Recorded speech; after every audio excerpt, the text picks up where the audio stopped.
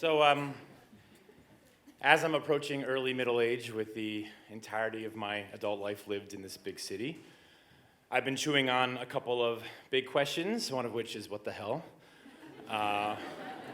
Or to be a little more focused, why did I move to New York? What's kept me here? And how have those decisions held up over the years? I'm drinking a Cosmopolitan, by the way. Thank you. So I grew up just minutes away from this big city in Westchester County. Thank you.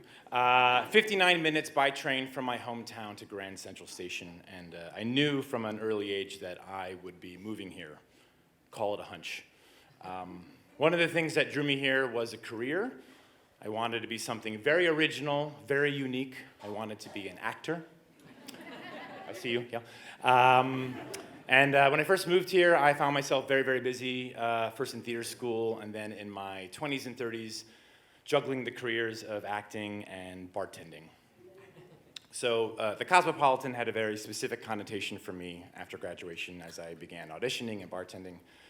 They were these gross pink things in sloppy triangle glasses for those who fancied themselves a Carrie or a Samantha. And as a young queer guy, not 100% comfortable in my skin, I stayed away from those pink things, and I hid in Guinnesses and smoky scotches.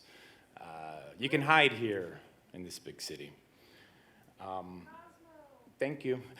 It's delicious. Tip your bartender. So my 20s were a complete blur. I had multiple hospitality jobs to pay down those student loans.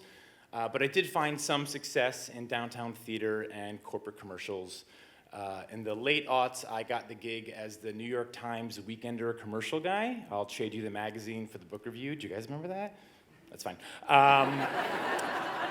My friends thought that I made it after I booked it, but that was a non-union spot that ran nonstop for 2 years, and it paid me a flat fee of $2,000. The New York Times, how dare you? People would come up to me at the bar where I worked and said, "You look like the Weekender guy," and I'd have to be like, "Yeah, I get that a lot." The hustle never stopped for many of those years, and in that ubiquitous commercial and many that preceded it, I was often cast with the girlfriend. Real life was a little bit different. So back in Westchester in the 90s, my high school job was working at Salinger's Apple Orchard. My job was making oh, you know it, thank you. I would make the cinnamon sugar donuts. This is before I moved to the big city, of course. And my manager who worked there was named Hank. And Hank was gay, and he lived in the East Village, and he would come up on the weekends to manage the farm store, and then his partner, Walter, would come up on Sundays to collect Hank and drive him back home. So this was like some Sunday afternoon. Walter, Hank, and I are chatting by the cash register, and I'm talking to them about Leela.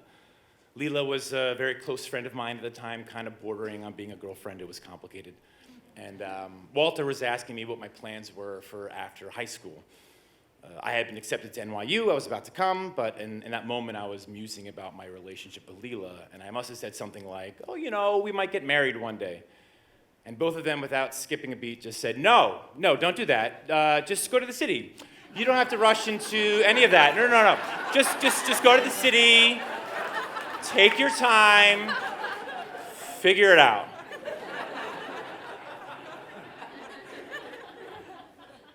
So once that New York Times commercial ran its course, booking those types of commercials kind of completely stopped. Maybe clients didn't want their brand associated with the Weekender, I don't know. But with all those straight acting auditions drying up, I picked up some more bartending shifts. So I'm bartending a little bit more, I'm acting a little bit less, and there's this newfound slowness. Not 100% asked for, but given nonetheless. And in that slowness, I begin asking myself some other questions that maybe come up when you're not pulled in 1,000 directions.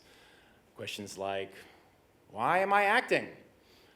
Why would I hustle so hard for so little money? Is there maybe another way where I can get out whatever it is I have inside, the thing that sort of led me to perform in the first place? And the question maybe at the foundation of all those other questions, what the hell am I doing in New York? But then I had to think back to being a kid in Westchester, knowing I had to escape but not really knowing the reason why. I think back to that conversation with Walter and with Hank and Walter, and I'd think about that quite fondly. And they just gave me these coded clues that I had to get out of Dodge. Thank you. And I've been in the city for about 10 years. There was this cocktail renaissance in New York, and I'm bartending more, and people started ordering more Cosmos and stuff, and I'm like, okay, I don't know. I began looking at these things, these sloppy pink things, with a new curiosity, and I'm like, what's going on here? Is this maybe just growth? Is this like I've been here for a little while. They say that every 7 years your cells die and are reborn. Maybe my cells are a little more acclimated to the surroundings. I don't know. I attribute my comfort in my skin with living in New York, and the cosmopolitan busyness gave me time and cover to grow on my own timeline. Probably saved me from making some piss poor decision as an 18-year-old living in the burbs. And I just would love to raise a glass to this big city. Thank you. And for what it's worth, I say that I'm a Samantha, but there's probably a little bit of Charlotte in there if you take the time to look. Thank you.